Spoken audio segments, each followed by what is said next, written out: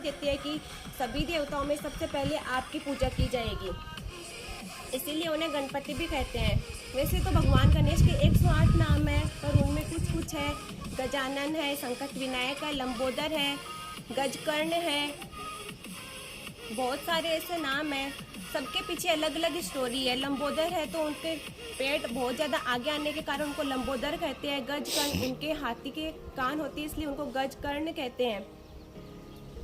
वो बुद्धि के प्रतीक इसलिए माने जाते हैं कि एक बार जो है सारे देवतागण आपस में झगड़ा कर रहे होते हैं कि इस धरती लोक पर सबसे पहले किस देवता की पूजा की जाए।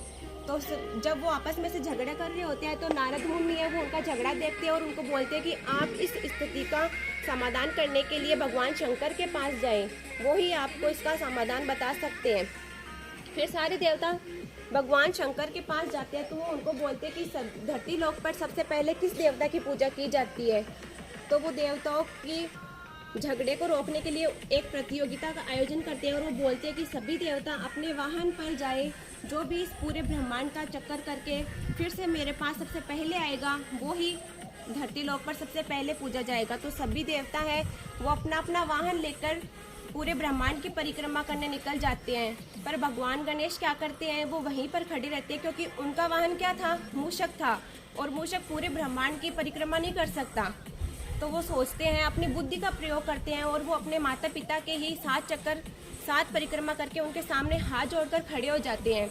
जब बाकी के सारे देवता अपनी परिक्रमा पूर्ण करके वापस आते हैं तो वो भगवान शंकर गणेश को विजयी घोषित करते हैं। तब सभी देवता इसका कारण पूछते हैं तो भगवान शंकर बोलते हैं कि हमारे माता पिता इस ब्रह्मांड में तीनों लोकों में सबसे सर्वोच्च स्थान माता पिता को ही प्राप्त है। तो गणेश जी ने अपने माता पिता की ही परिक्रमा पूर्ण की थी, इसलिए वो सभी देवताओं में सबसे पहले पूजे जाते हैं। तो हर कहानी के पीछे कोई ना कोई उद्देश्य जरूर होता है। तो भगवान गणेश ने क्या किया, अपनी बुद्धि का प्रयोग किया, इसीलिए उनको बुद्धि का देवता कहा जाता है। उन्होंने अपनी बुद्धि का प्रयोग किया, अपनी बुद्धि से अपने माता पिता की परिक्रमा पूर्ण की, इसीलिए वो सभी देवताओं में अग्रणी माने जाते हैं, पूजे जाते हैं। वैसे तो ये त्यौहार हर जगह मनाया जाता है, पर महाराष्ट्र में सबसे ज़्यादा मनाया जाता है क्योंकि सबसे पहले सार्वजनिक उत्सव के रूप में इसको वहीं मनाया गया था। लोकमान्य तिलक ने सर्वप्रथम इसकी वहाँ पे सार्वजनिक उत्सव घोषित किया था।